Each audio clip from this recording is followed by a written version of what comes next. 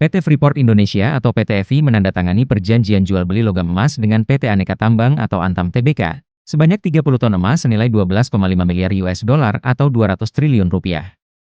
Penandatanganan dilakukan Direktur Utama PT Freeport Tony Wenas dan Direktur Utama Antam Nicholas Kanter di Hotel Kempinski Jakarta pada Kamis, 7 November 2024. Kerjasama ini disaksikan Menteri BUMN Erick Thohir, Wakil Menteri Energi dan Sumber Daya Mineral ESDM Yulio Tanjung, dan Direktur Mind ID Hendy Priyosantoso. Erick Thohir menjelaskan, dalam perjanjian tersebut, Antam akan membeli produksi 30 ton per tahun dari Freeport. Hal ini diperkirakan dapat menghemat devisa hingga 200 triliun rupiah. Sementara Nicholas mengatakan, meski sepakat membeli 30 ton emas dari Freeport, Antam membuka peluang pemesanan lebih besar. Menurutnya, membeli emas dari Freeport sangat penting, karena selama ini Antam banyak mendatangkan emas dari luar negeri di samping produksi sendiri. Freeport tadi disampaikan, proses yang pertama mereka masih bisa 30 ton.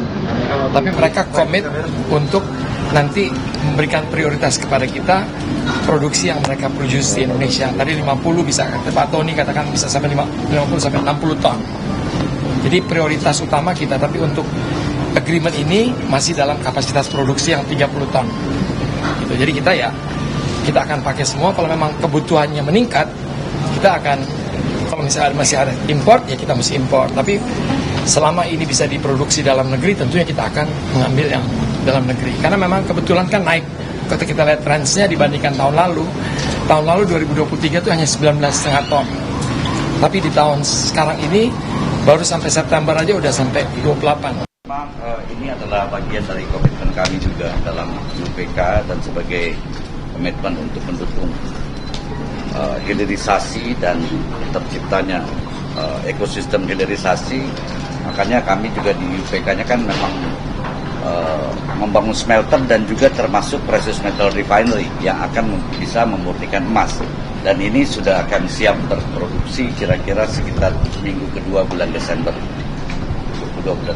Kita punya sumber lumpur anoda, karena itu kan dimurnikan dari lumpur anoda. Jadi proses konsentrat itu di smelter, hasilnya adalah katoda tembaga dan lumpur anoda. Nah, lumpur anodanya ini dibawa ke precious metal refinery untuk dimurnikan menjadi emas, perak, dan beberapa logam lainnya.